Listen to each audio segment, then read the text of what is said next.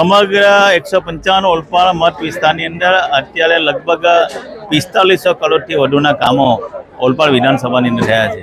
આજે સાંઢિયાર ગામની અંદર હું અત્યાર સુધીના કામોની વાત કરું તો લગભગ 20 કરોડથી વધુના કામો ખાલી સાંઢિયાર ગામની અંદર થયા છે.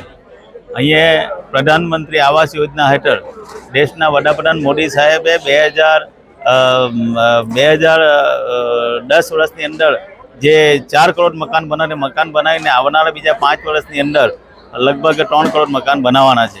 પરંતુ મારે આનંદ સાથે કહેવું પડે 155 ઓલપાડ વિધાનસભાની અંદર 15,000થી વધુ મકાનો પ્રધાનમંત્રી આવાસો અમે બનાવી ચૂક્યા છે.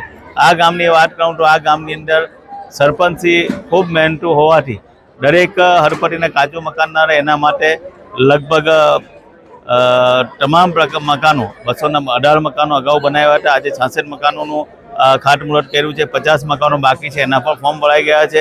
એટલે આ ગામની અંદર 0 સ્લમ તમામ લોકોને પાકા મકાનો મળવાના છે. સાથે સાથે ઓલપાડની અંદર પ્રાથમિક શાળાની અંદર લગભગ 16 કરોડથી વધુના પ્રાથમિક શાળાના વર્ગો બનાવ્યા છે. આજે બહુ ઘણી જૂની સ્કૂલ હતી. એ સ્કૂલ લગભગ 1 કરોડ ને 16 લાખ રૂપિયાના ખર્ચે અહીંયા તમામ સ્કૂલની સુવિધા સાથે લગભગ ટોયલેટ બ્લોક, મધ્યાહન ભોજન સાથે સ્કૂલ અર્પણ થઈ છે. ત્યારે ગામની અંદર વિકાસની જે વડથંભી યાત્રા એ ક્યારે ભારતીય જનતા પાર્ટીની સરકારમાં થોભવા નથી, ચાલુ જ રહેવાની છે.